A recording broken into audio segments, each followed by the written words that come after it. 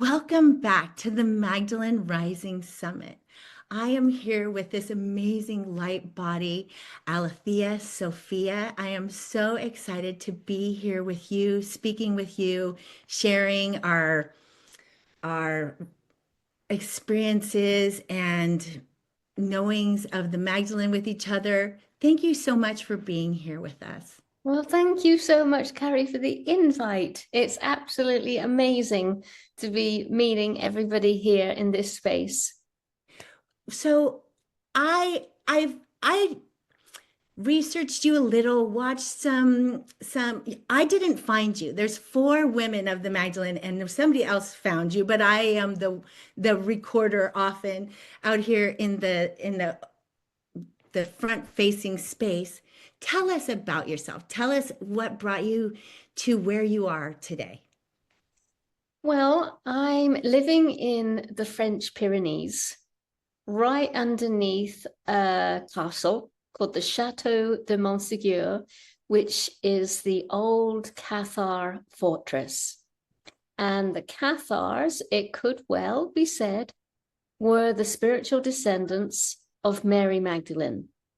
So here in France, the whole country agrees she came to the south of France. And of course, there's tales that she went to Turkey, Alexandria, other places. But here in France, we absolutely validate that she has most definitely been walking around the south in the what was known as the Languedoc region and Provence, now known as Occitania.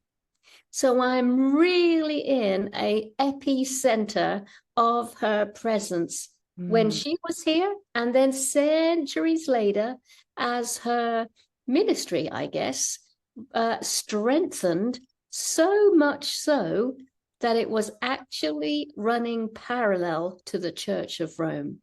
Mm. So in medieval times, this Cathar faith, it was a simple Christian expression.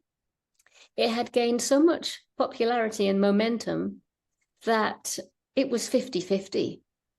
Who was a Cathar? Who was a Catholic? And for a while, everybody lived side by side, very happy, very peaceful. And maybe we would be right in saying the Church of Rome was not happy with a contender. And so two crusades were sent to this region to extinguish the Mm. essence, the message, the ministry.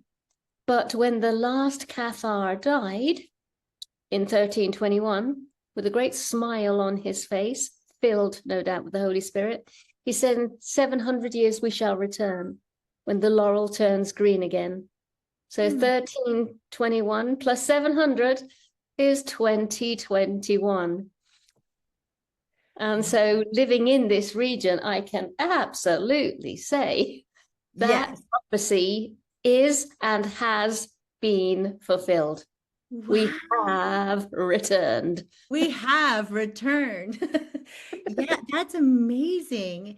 That's amazing. And so what do you do there? Like, what is tell us about what your practices are today. Well, we have a, a large, very large property.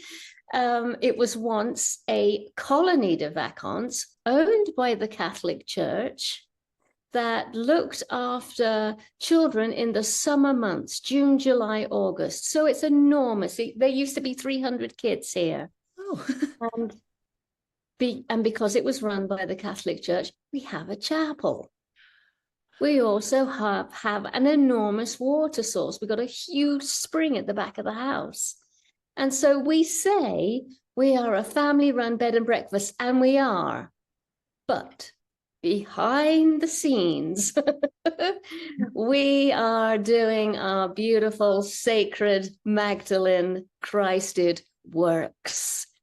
We're Mm. doing baptisms in the water. I've come up with something called Sacred Body Awakening, a somatic practice with two others. And I really feel it's It's come from the inspiration of Mary Magdalene. I Mm, often ask myself, what was she and the other Marys, what were they up to? yeah. What, not only what was with their role, what was their medicine? Mm. How did they bring that Christed spirit to the people? Yeshua, as you know, absolutely amazing orator, able to deliver the living word in just one word. But Yeah. I always had a feeling those Marys, they were into more of an embodied Mm. gesture and ritual, imparting divine grace from one being to another.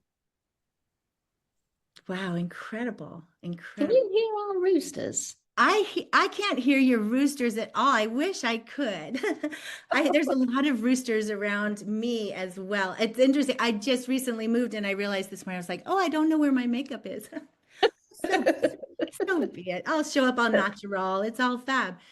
Yes, Talk about the baptism. I know that you are offering a about the baptism rites as your offering for us.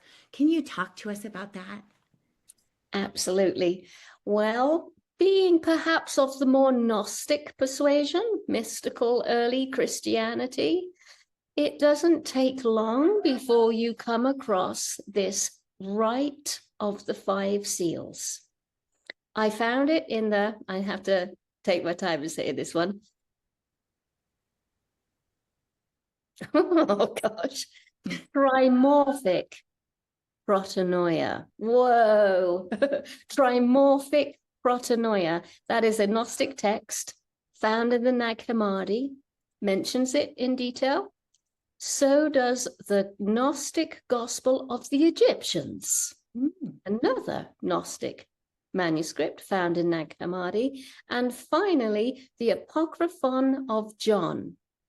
Three very heavy-duty Gnostic manuscripts found all together in the Nag Hammadi discovery, all talking of the rite of the five seals. First of all, what amazed me is that submersion in water is only one of five parts. Mm. There's four other parts. For instance, it begins with you receiving your robe of light, a garment, a heavenly garment, where even just to see it being presented to you by an angel already starts to remind you of your origins in a very palpable way. It's kind Mm. of like, oh, Yeah. there's my dress. There's my dress. But the most beautiful thing I love about this dress, when you slip it on, you get to notice there's a bit of embroidery on the inside. And when you look at it, or maybe even ask the angel for a bit of clarification, you're told this is your true name. It can't be pronounced at first, but then in a dreamy haze, you might say to the angel, who put it there? And you know the answer, don't you? You already know the answer. You did, said the angel. Now, this is all written. This is not me going into storyteller mode. Right. So you've got your garment of light. Then you have your submersion in water. Then you get given an anointing of a crown Mm. all around the head in generous quantities of oil, so much so that it's pouring. So a real generous band of oil goes around your entire head, giving you a sense of an authority. You do have the right to receive this ritual. You are ready. You are worthy. And so Mm. maybe even the tears, your humble tears, bleed in to that oil. Wow. Then, part 3, you find yourself at the door of the bridal chamber. And on the other side of that doorway is your spiritual twin. Oh, so that takes a bit of time to push open that door. Because once you go in there, there's no coming back. You cannot not see who's there waiting for you. Yeah. From there, in union, you then receive the Eucharist as a marital gift of celebration. The heavens are celebrating because you and your spiritual twin are one. And then finally, it's called snatched up. You are snatched up, a rapid ascent all the way up to the seventh heaven, where you get to see the face of the Heavenly Father. And just when you think, I'm going to lose consciousness, from behind him, out steps the Holy Sophia. And then she says something, and I'm not going to say it now. And you slowly, slowly, slowly, slowly, slowly, and safely descend. Wow. Totally wow. Totally wow. Totally wow. I'm like, this needs to come fully back. This whole thing needs to come fully back now. This is an initiation. This is a beautiful ceremony. Yes. So I have been tidying up the ritual, not making it too heavy. Sometimes those old manuscripts, the wordage that can be quite heavy, and bringing it through again, and encouraging others to bring it through again. And so this is the ritual that, let's say, John the Baptist may have known, right? Through his teachings. Yes. My feeling is this is what John the Baptist was delivering. This is what Jesus Christ received. This is what Mary Magdalene received and gave. And gave. Yes. Because you don't get to hear too much of Jesus doing much baptizing. Right. But by golly, Mary Magdalene was knocking them out all over the south of France. There's so many pools and rivers and fountains dedicated to Mary Magdalene, as this is a possible baptism site. Wow. So this must have been one of Mary's like big offerings. Yeah. Now, in an interview I watched with you, you were talking about how your love is really of the logos, of the word. And just listening to you talk about it, like I can feel it, right? Like how those words, the words that are spoken, the words that we bring forth, how they are part of the magic or the mystery of what you were just speaking. What brought you into that love affair with the logos? Well, I think it might have to do with my Irish blood. So my father was also a storyteller and a singer. Now, if you think I can bring things to life, you need to have met him. He was your classic Irish dad. He was a Leo. He was just born to perform. Wow. So I most definitely like looked up at him. I was quite a timid and shy little girl, actually. Something must have happened as I got older. So I first heard and felt that living word transmission in him. Wow. Now, he also had a real thing about Jesus and the Holy Spirit.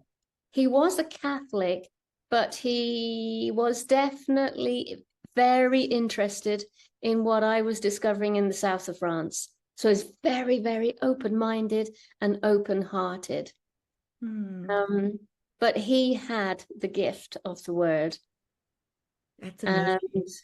Well, I thought this was interesting because I just watched an interview where you talked about the logos, and I run a prayer circle to the divine feminine every morning. And this morning I thought I want to read a different story, and I took a book and I opened it up. This book, Mary Oliver's. Oh yes, yes. And I opened it right to logos. Whoa. And I want to read her poem, if you don't mind, because I just think it's beautiful. Yeah. Why wonder about the loaves and the fishes? If you say the right words, the wine expands. If you say them with love and the felt ferocity of love and the felt necessity of that love, the fish explode into many. Imagine him speaking, and don't worry about what is reality. or what is plain or what is mysterious. If you were there, it was all those things. If Mm. you can imagine it, it is all those things. Eat, drink, be happy. Accept the miracle.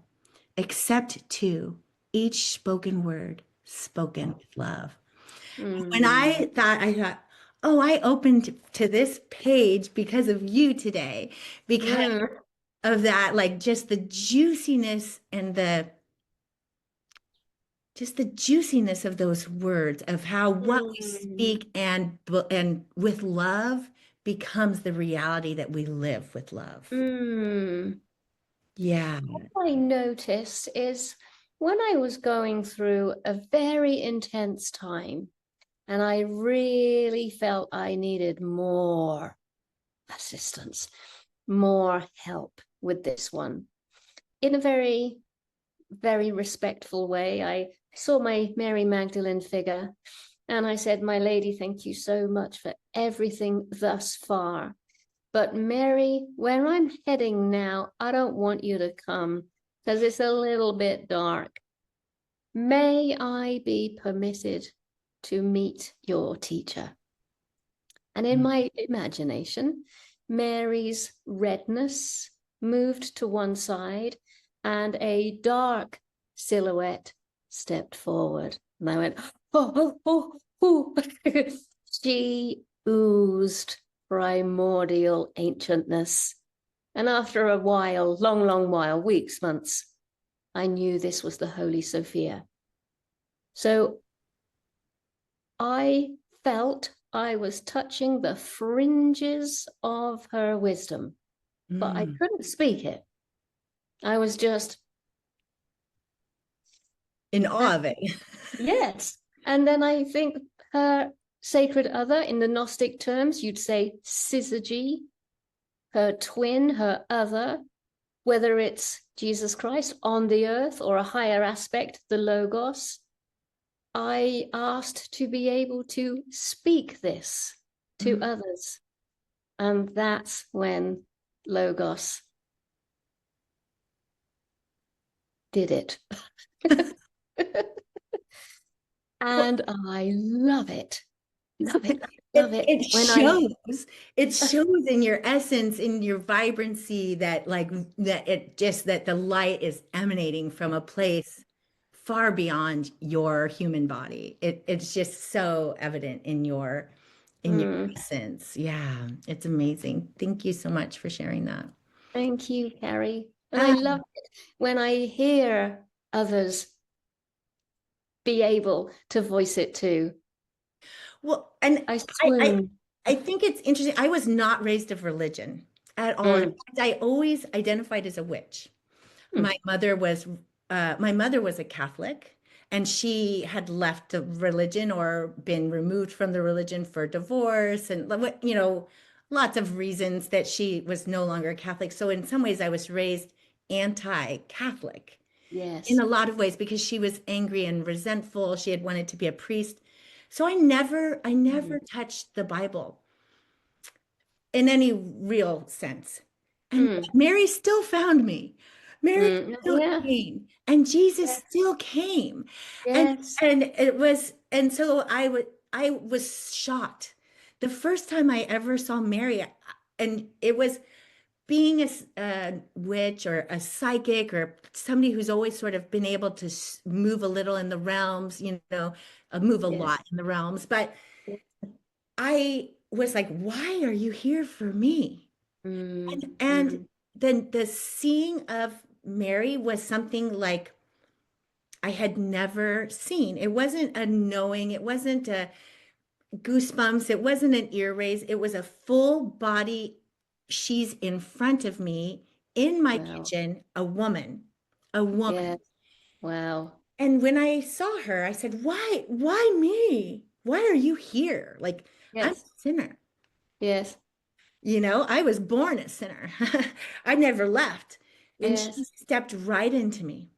And it was Yeah. like lightning bolts and like sparklers and then Jesus was there. Whoa. And you said something in an interview about like it's just that full body, and I was like, it was like an orgasm. It was, Yes. there was nothing else to describe it. Seeing him and being in that energy Yeah. and like that, I was so confused because here I am like, what? How did this happen to, Yes. why me? Yeah. And I think it's confusing for somebody who never had any of those the understanding or the stories or the, and so even when you talk about the Eucharist, like I remember the first time I heard it, I'm like, what the heck's a Eucharist? Like what are we talking about here? Yes. Do you did you feel a tug of Mary being raised Catholic? Did you feel a connection to those stories, or were you? No, I had a similar upbringing to you. So my dad was, being Irish, he was quite keen. The entire family were very keen for me to be Catholic. But my mum, who's English and perhaps atheist or maybe pagan, she was having none of that. Mine is a that swip swap. and that was the family shadow. There Ah, was a lot of arguments, a lot of tension around this particular subject, which I got to hear, which of course made me curious. Like, what are mum and dad arguing about so often about this thing called religion? So in the end, mum won. ah, So I had zero religious studies. I know a few words because of dad being Catholic, but I did not have that religion overlaid on top of me, which I'm now very, very grateful for. At yes. the time was very confused and wanted. I too had a feeling like, I'm a nun, I'm a nun, I'm a nun. And mum's like, no, you're not. I Uh, always do. I always thought like I I was an avid gardener. I've been an avid gardener for a long time since I was taught how to garden in grade school because of where yes. I lived, and I always felt so much presence of God in that Mm, space without ever, and also feeling like I was never actually welcome to cross the doorway into a church. Like I because I hadn't yeah. been given one, that Yes. none of them really had arms open to me in a Yes. real way. Yes. Yeah, it's interesting. Well, I love it. Irish. I'm Irish and English as well. Malone is my Ah, last is oh, my other, wow. yeah.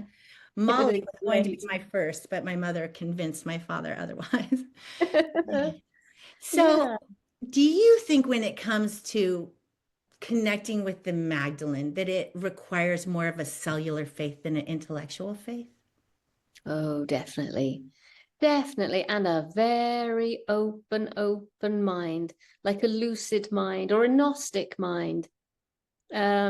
Free of concepts, free of dogma, lots of longing, lots of desire, innocence, openness, willingness to be taught. Mm. And it's been my experience that all her teachings are essences and fragrances felt within the body. Mm. The body is the classroom. Her arrival emerges in the body. Yeah. And as soon as you try and put your head to it, she's gone. She's gone. She's gone. She's gone. She came to me and told me to move. Actually, she told me you Yeah. have to sell your house. You have a higher calling. You need to go. It's like, and I did, and she hasn't come back. And I'm like, I'm here now. What'd you do? Like, why aren't you here? But it's because it's all in here. Like, you should be here now. I did what you said. When Yes. you say Yeah. a real deep longing for what? Mm. Mm. Well, I have tools. So this one might be handy in a moment you just described. Do you happen to have a vase in your home that Yeah, is the shape of an alabaster jar? So perhaps. sometimes I reach for my vase or grail. I got loads of grails all over the place. So I get it because I'm a somatic person as well. I get into a very classical posture of Mary Magdalene that you'd probably see in a nice bit of fine art or a statue. And I'll get into position and I'll get it absolutely as I see it in the painting. Little dab of spikenard, one of her favorite oils, the one that was in the alabaster jar, that could open things up. That somatic, visceral, here I am in your appearance, in your image. You know, that's quite classic words, isn't it? I made you in my image. Well, here we are, my lady, we're in your image. Come to us. And I'll put good money on it that she does. Yeah. I'm going to try it. Please do. Please do. As soon as I find my oils again, like I said. Yes. Yeah. It might be that I'm still in fragments floating in this space currently. Yeah. So as we round up, I think you said you had 30 minutes for us. As we round up, what do you want the people here to know, to understand, or to realize? The people who are searching or wanting, or else the people who, I don't know, what do you want to share? What is this? Well, I'd definitely like to bring some awareness to water. Sacred waters, wells, springs, lakes, oceans, waterfalls. I think it goes back to that baptism again. I seem to notice that Mary Magdalene and Jesus had a real thing about water. Do you think they were of the myrrh line? Yes. Yes. And, you know, walking on water, healing with water, turning water into wine, baptism in this way. Mary Magdalene did not walk one Roman road in the south of France. She walked her way through the rivers. You know, she was being cautious. It's not a good idea to go on the Roman roads because it's full of Romans. So she got around by walking in the water, in the rivers. And that could be a great little inroad for us, taking care of our local well, spring, waterfall, asking perhaps to be reminded of how these Christed figureheads, worked with water. I always say they had an alliance, they had an agreement, an elemental superpower agreed to work with them in expanding and magnifying, that's a good word, their ministry. And I suspect, because there's a lot of new consciousness around water at the moment, Veda Austin from New Zealand doing her hydroglyphs, Dr. Emoto, I have a feeling it too is having a revival, which would make sense. If the sacred feminine is reviving, then what her favorite element has always been water, the goddess. So it doesn't surprise me that we're all getting into water these days. Yeah. Okay. That now, just out of curiosity, as an astrologer, what's your sign? Capricorn. But only just a cardinal. I could tell I have no water in my chart, except for my rising sign is Scorpio. But so that's not really a planet, it's a placement. So I am so fire. That I also I think like we come from the water and we come from the mountains. Both of those things, I like that Mother Mary was perhaps of the fairy realm, so that there's a lot of that myrrh and earth in the teachings. I love that, and I agree. And the waters come from the mountains anyways. They bubble up from the centers. And beautiful time. Thank you so much for sharing your energy and your light with all of us here in the Magdalene Rising Collective. We are may we never lose our way to the well. Yes, absolutely. It has been a delight to be with fellow sisters who ooze such enthusiasm, and I can really see and feel your love for the pair of them, and that is quite astonishing and breathtaking. Oh, thank you so much. Thank you. Mm, Blessed be. yes, it be.